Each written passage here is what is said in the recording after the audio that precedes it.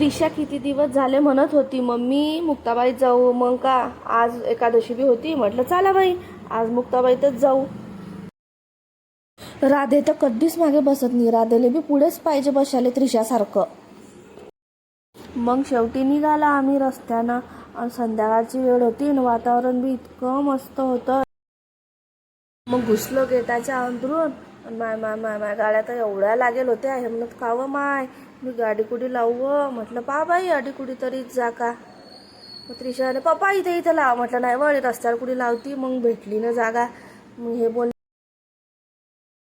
अंदर तर गर्दी एवढी जाम झाली होती आणि चप्पल काढायला बी जागा नव्हती. डायरेक्ट लोकांना चप्पला इकडे तिकडे फेकून दिल्या. मग हे मला बोलले व इकडे व अडीच्या काढ म्हणे चप्पल, अडी चांगली जागा आहे. म्हटलं बरं.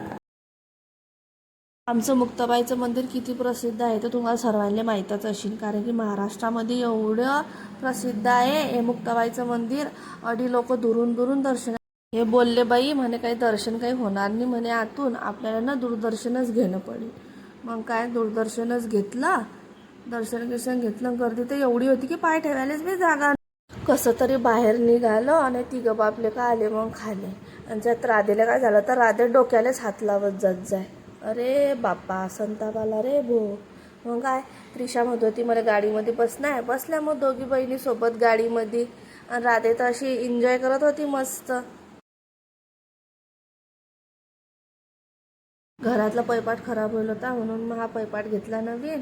बारकं चिरकं सामान घेतलं थोडंसं आणि निघालो मग घरी जायला. Tata bye bye see you.